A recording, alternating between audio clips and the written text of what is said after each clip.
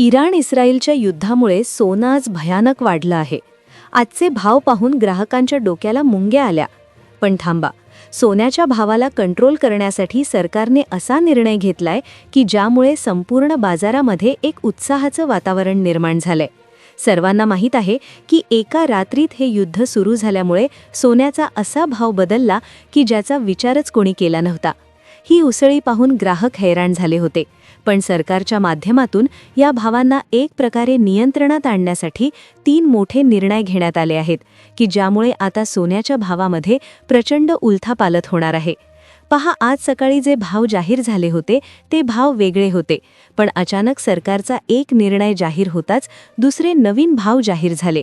त्यामुळे सकाळचे भाव रद्द झालेले आहेत. जे भाव युद्धामुळे वाढले होते ते भाव आता रद्द झाले आणि सरकारच्या एका नियमामुळे नवीन दुसरेच भाव जाहीर झालेले आहेत. पहा, जर तुम्ही नवीन आजचे खरे भाव जर बघितले 18 कॅरेट, 22 कॅरेट आणि 24 कॅरेटचे, तर तुम्हाला शरीराचा धक्का बसल्याशिवाय राहणार नाही. पहा, बरेचसे लोक आता युद्धाच्या काळामध्ये सोनं वाढलं म्हणून सोन्याचे भाव पाहणे देखील टाळतायत. पण यावेळेस सरकारने खूप वेगळी भूमिका या ठिकाणी घेतलेली आहे. तर मग आता सगळ्यात महत्त्वाची गोष्ट ग्राहकांसाठी आहे की त्यांनी नेमकं काय करायचं. आजचे ताजे भाव तर तुम्हाला आम्ही सांगणारच आहोत. आजचे ताजे भाव काय, 18 कॅरेट, 22 कॅरेट आणि 24 कॅरेटचे भाव सध्या काय झाले आहेत हे तुम्हाला पुढील 30 सेकंदामध्ये समजून जातील. पण महत्त्वाचा मुद्दा म्हणजे 4 प्रश्न जे लोकांना पडले आहेत. ते प्रश्न म्हणजे काय की या काळात तुम्ही सोनं खरेदी करायचं का, खरंच ही खरेदीची संधी आहे का, सरकारने नेमकं काय मोठं पाऊल उचललंय, सोन्याचा भाव 1 लाख रुपयांच्या आत येणार आहे अशा प्रकारची बातमी आलेली आहे, तर ते नेमकं कधी येणार आहेत. तर पहा, या सगळ्या प्रश्नांची उत्तरं जाणून घेण्यासाठी आम्ही 100पेक्षा अधिक तज्ज्ञ लोकांशी फोन कॉलवर चर्चा केली आहे. जे असे लोक आहेत की ज्यांनी 50 वर्षांपेक्षा अधिक काळ सोने चांदीच्या मार्केटमध्ये घालवला आहे. तर त्यांनी ग्राहकांसाठी अशा गुपित गोष्टी सांगितल्या की ज्या फक्त विक्रेत्यांनाच माहिती असतात, सर्वसामान्य लोकांना माहिती नसतात. आणि या गोष्टी समजल्यामुळे आता ग्राहकांचा फायदा होणार आहे. त्यामुळेच व्हिडिओ तुम्ही शेवटपर्यंत पाहायचा. व्हिडिओमध्ये सगळ्यात आधी आपण आजचे ताजे भाव काय आहेत, 18 कॅरेट, 22 कॅरेट आणि 24 कॅरेटचे भाव सध्या काय झाले आहेत हे तुम्हाला पुढील 30 सेकंदामध्ये समजून जातील. पण महत्त्वाचा मुद्दा म्हणजे 4 प्रश्न जे लोकांना पडले आहेत. ते प्रश्न म्हणजे काय की या काळात तुम्ही सोनं खरेदी करायचं का, खरंच ही खरेदीची संधी आहे का, सरकारने नेमकं काय मोठं पाऊल उचललंय, सोन्याचा भाव 1 लाख रुपयांच्या आत येणार आहे अशा प्रकारची बातमी आलेली आहे, तर ते नेमकं कधी येणार आहेत. तर पहा, या सगळ्या प्रश्नांची उत्तरं जाणून घेण्यासाठी आम्ही 100पेक्षा अधिक तज्ज्ञ लोकांशी फोन कॉलवर चर्चा केली आहे. जे असे लोक आहेत की ज्यांनी 50 वर्षांपेक्षा अधिक काळ सोने चांदीच्या मार्केटमध्ये घालवला आहे. तर त्यांनी ग्राहकांसाठी अशा गुपित गोष्टी सांगितल्या की ज्या फक्त विक्रेत्यांनाच माहिती असतात, सर्वसामान्य लोकांना माहिती नसतात. आणि या गोष्टी समजल्यामुळे आता ग्राहकांचा फायदा होणार आहे. त्यामुळेच व्हिडिओ तुम्ही शेवटपर्यंत पाहायचा. व्हिडिओमध्ये सगळ्यात आधी आपण आजचे ताजे भाव काय आहेत, 18 कॅरेट, 22 कॅरेट आणि 24 कॅरेटचे भाव सध्या काय झाले आहेत हे तुम्हाला पुढील 30 सेकंदामध्ये समजून जातील. पण महत्त्वाचा मुद्दा म्हणजे 4 प्रश्न जे लोकांना पडले आहेत. ते प्रश्न म्हणजे काय की या काळात तुम्ही सोनं खरेदी करायचं का, खरंच ही खरेदीची संधी आहे का, सरकारने नेमकं काय मोठं पाऊल उचललंय, सोन्याचा भाव 1 लाख रुपयांच्या आत येणार आहे अशा प्रकारची बातमी आलेली आहे, तर ते नेमकं कधी येणार आहेत. आज आपण अशा काही प्रश्नांचा मागोवा घेणार आहोत जे ऐकून तुम्हाला धक्का बसेल, पण त्याचं उत्तर जाणून घेण्याची ओढही लागेल. या युद्धाच्या काळात सोन्याने घेतलेली ही ऐतिहासिक उसळी केवळ सुरुवात आहे का, की हा एक मोठा फुगा आहे जो लवकरच फुटणार आहे. सर्वसामान्यांना सध्या मोठा धक्का तर बसला आहे, पण या धक्क्यातून सावरून नेमकी कोणती चाल खेळायची हे कोणालाच समजत नाहीये. युद्धाची परिस्थिती अजूनही निवळलेली नाही, उलट ती अधिक पेटताना दिसतेय.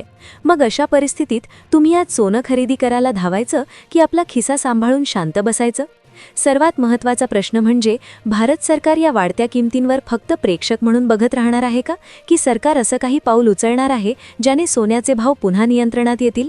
आणि तो ऐतिहासिक क्षण कधी येईल जेव्हा सोन्याचा भाव कमी व्हायला सुरुवात होईल. हे सर्व प्रश्न आणि त्याहूनही महत्त्वाचं म्हणजे आम्ही फोनवरून ज्या 100पेक्षा जास्त तज्ज्ञ सोनारांशी चर्चा केली आहे त्या चर्चेतून बाहेर आलेली ती गुपित माहिती तुम्हाला आज या व्हिडिओमध्ये मिळणार आहे.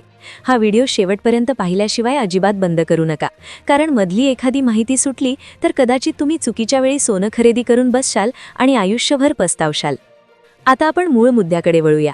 इराण आणि इस्रायल या दोन देशांमध्ये जे काही सुरू आहे त्याचा आणि तुमच्या खिशाचा काय संबंध, असा प्रश्न अनेकांना पडतो. टीव्हीवरच्या बातम्यांमध्ये तुम्हाला फक्त रॉकेटचे हल्ले आणि पेटलेली शहरं दिसतील, पण त्या हल्ल्यांच्या धुरामध्ये सोन्याची किंमत कशी लपलेली आहे हे फक्त मार्केटमधले खेळाडू जाणतात. जेव्हा जगात कुठेही युद्ध होतं तेव्हा लोकांचा चलनावरील विश्वास उडतो. डॉलर असो व रुपया, युद्धामुळे अर्थव्यवस्थेला खीळ बसते. अशावेळी संपूर्ण जगाला फक्त एकच धातू सुरक्षित वाटतो, तो म्हणजे सोनं. सोन्याला सेफ हेवन मानलं जातं, म्हणजे जग बुडालं तरी सोन्याची किंमत राहील हा तो विश्वास आहे. इराण आणि इस्रायल हे दोन्ही देश जागतिक बाजारपेठेसाठी खूप महत्त्वाचे आहेत. इराणकडे तेलाचे साठे आहेत तर इस्रायलकडे तंत्रज्ञान. जेव्हा या दोन देशांमध्ये संघर्ष होतो तेव्हा सोन्याचा पुरवठा विस्कळीत होतो. पण तुम्हाला माहिती आहे का, ही केवळ पुरवठ्याची समस्या नाहीये. आम्ही जेव्हा मोठ्या सराफ पेढ्यांच्या मालकांशी चर्चा केली तेव्हा त्यांनी एक वेगळीच बाजू सांगितली. ते म्हणतात की युद्धामुळे भाव वाढतात हे खरं असलं तरी त्या वाढलेल्या भावाचा फायदा घेऊन काही मोठे लोक बाजारात कृत्रिम टंचाई निर्माण करतात. बातम्यांमध्ये फक्त सांगितलं जाईल की युद्धामुळे भाव वाढले, पण तुम्हाला कोणीही हे सांगणार नाही की या काळात तुम्ही नेमकं काय करायला हवं. सोनं सध्या घ्यायचं की थांबायचं हा निर्णय घेण्यापूर्वी आपल्याला थोडी इतिहासात डोकावून पाहावं लागेल आणि पाहावं लागेल की 29 जानेवारीला नेमकं काय झालं होतं. मित्रांनो, इतिहास स्वतःला नेहमीच पुन्हा पुन्हा सांगत असतो. तुम्हाला आठवत असेल 29 जानेवारीला सुद्धा सोन्याच्या भावात असाच एक मोठा बदल पाहायला मिळाला होता. तेव्हाही जागतिक स्तरावर काही घडामोडी घडत होत्या. लोकांमध्ये भीतीचं वातावरण होतं. अनेकांनी घाईघाईने सोनं खरेदी केलं आणि त्यानंतर काही दिवसांनी भाव थोडे स्थिर झाले. मग ज्यांनी महागडं सोनं घेतलं होतं त्यांना वाटलं की आपण थोडी वाट पाहिली असती तर चांगलं झालं असतं. पूर्वी एकदा जेव्हा इराणमध्ये युद्धजन्य परिस्थिती निर्माण झाली होती तेव्हाही सोन्याचे दर प्रचंड वाढले होते. पण युद्ध जसं शांत होत गेलं तसे दर पुन्हा जमिनीवर आले. आता प्रश्न पडतो की सध्याचं इराण इस्रायल युद्ध हे पूर्वीच्या युद्धांसारखं आहे का? तज्ज्ञांच्या मते हे युद्ध दीर्घकाळ चालण्याची शक्यता आहे, पण याचा अर्थ असा नाहीये की सोन्याचे भाव कधीच कमी होणार नाहीत. आम्ही जेव्हा 100 तज्ज्ञांशी फोनवर बोललो तेव्हा त्यांनी एक गोष्ट स्पष्ट केली. सोन्याच्या किमती या सेंटिमेंटवर चालतात. म्हणजे जर लोकांना वाटलं की परिस्थिती अजून खराब होणार आहे तर ते खरेदीला धावतात आणि भाव वाढतात. पण जर तुम्ही सर्वसामान्य माणूस असाल तर तुम्हाला या लाटेत वाहून जायचे नाहीये. तुम्हाला हे समजून घ्यायचं आहे की मार्केटमध्ये एक करेक्शन येत असतं. म्हणजे खूप वाढलेलं सोनं पुन्हा थोडं खाली येतं. पण ते कधी येणार आणि त्या काळात भारत सरकारची भूमिका काय असेल? बऱ्याच लोकांना वाटतं की सोन्याचे भाव फक्त आंतरराष्ट्रीय बाजार ठरवतो, पण हे पूर्णपणे खरं नाही. भारत हा जगातील सोन्याचा सर्वात मोठा ग्राहक आहे. भारतीय सण, लग्न आणि संस्कृती सोन्याशिवाय पूर्ण होत नाही. त्यामुळे जेव्हा भारतात सोन्याचे भाव कडाडतात तेव्हा सरकारवरही दबाव येतो. भारत सरकारने यावर काय भूमिका घेतली आहे? सरकार सोन्याच्या भावावर नियंत्रण मिळवण्यासाठी काय पावलं उचलणार आहे? हा तुमच्यासाठी अतिशय महत्त्वाचा मुद्दा आहे. मिळालेल्या माहितीनुसार भारत सरकार सोन्याची आयात सुलभ करण्यासाठी काही मोठे निर्णय घेण्याच्या तयारीत आहे. जर सरकारने सोन्यावरील आयात शुल्क कमी केलं तर सोन्याचे भाव अचानक कमी होऊ शकतात. याआधीही आपण पाहिलं आहे की बजेटमध्ये किंवा विशेष निर्णयांमध्ये जेव्हा टॅक्स कमी केला जातो तेव्हा सोनं स्वस्त होतं. म्हणूनच आम्ही ज्या तज्ज्ञांशी चर्चा केली त्यांनी सांगितलं की ग्राहकांनी आता डोळे उघडे ठेवून बातम्यांकडे पाहावं. पण बातम्या म्हणजे फक्त टीव्हीवरच्या बातम्या नाहीत, तर सरकारच्या धोरणांमधील बदल. जर तुम्ही लग्नासाठी खूप मोठं सोनं घेणार असाल तर एकदा थांबून या धोरणांचा विचार करणं तुमच्या हिताचं ठरेल. कारण सरकारलाही माहिती आहे की जर सोनं सर्वसामान्यांच्या आवाक्याबाहेर गेलं तर त्याचा परिणाम देशाच्या अर्थव्यवस्थेवर होईल. आता आपण त्या मुद्द्याकडे येऊया ज्यासाठी आम्ही खूप मेहनत घेतली आहे. आमची टीम महाराष्ट्रातील आणि देशातील नामांकित सोनारांशी आणि मार्केट विश्लेषकांशी सतत संपर्कात होती. त्यांनी आम्हाला काही अशा गोष्टी सांगितल्या आहेत ज्या कदाचित तुम्हाला शोरूममध्ये गेल्यावर कधीच समजणार नाहीत. तज्ज्ञांनी सांगितलं की सध्या जो भडका उडाला आहे त्यामध्ये सामान्य ग्राहकांनी आपला संयम गमावू नये. अनेकदा शोरूममध्ये तुम्हाला असं सांगितलं जाईल की भाव अजून वाढणार आहेत, आत्ताच घेऊन टाका. पण हा मार्केटिंगचा भाग असू शकतो. आम्ही ज्या तज्ज्ञांशी चर्चा केली त्यापैकी 70% लोकांचं म्हणणं आहे की सध्याचा भाव हा युद्धाचा प्रीमियम आहे. म्हणजे शांतता प्रस्थापित झाली की हे अतिरिक्त वाढलेले पैसे कमी होणार आहेत. मग अशा वेळी सर्वसामान्य माणसाने काय करायचं? तज्ज्ञांचा सल्ला असा आहे की जर तुम्हाला खूप तातडीची गरज असेल, उदाहरण घरात महिनाभरात लग्न असेल, तरच तुम्ही खरेदीचा विचार करा. पण जर तुम्हाला फक्त गुंतवणूक करायची असेल तर ही वेळ धोक्याची असू शकते. आम्ही फोनवरून ज्या लोकांशी बोललो त्यांनी सांगितलं की येत्या काही दिवसात बाजारात सोन्याचा सप्लाय वाढवण्यासाठी हालचाली सुरू होतील.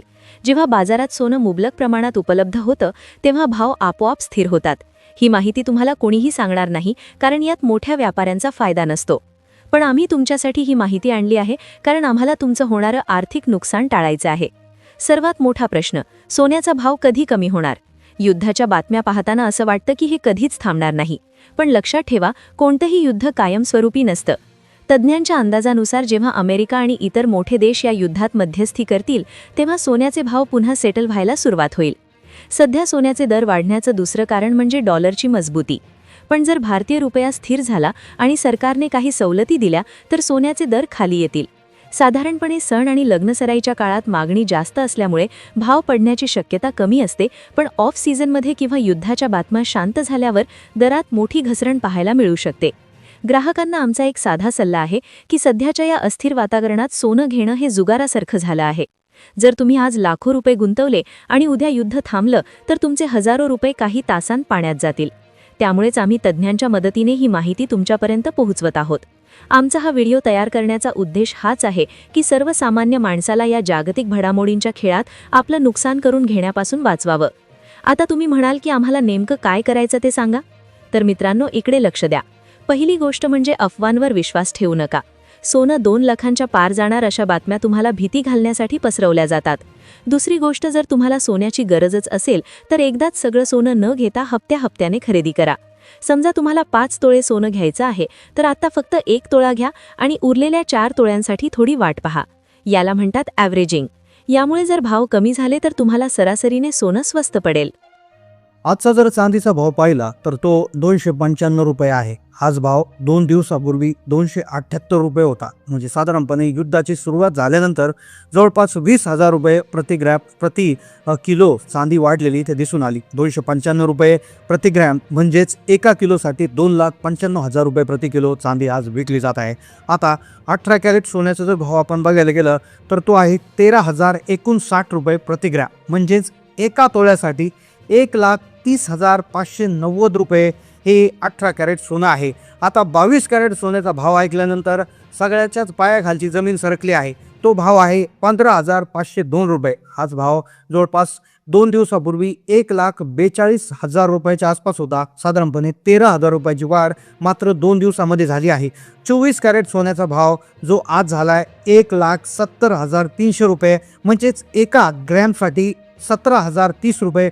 अशा पद्धतीनं हा भाव आज आलेला आहे. आता युद्धाची परिस्थिती सुरू असल्यामुळे हा जो भाव जोपर्यंत तो वाद निवळत नाही, जोपर्यंत युद्ध बंदी होत नाही, तोपर्यंत हा भाव वाढतच राहणार आहे. अशा प्रकारच्या जी माहिती आहे तर ती तज्ज्ञांकडून आलेली आहे. आता या भावावर तुमचं काय मत आहे? या भावाला तुम्ही खरेदी करणार की थांबणार? तुमचं मत नेमकं काय आहे? युद्धानंतर किती भाव कमी होऊ शकतो? तुमचं मत नक्की कमेंटमध्ये नोंदवा. चॅनलला नवीन असाल सबस्क्राईब करा. धन्यवाद.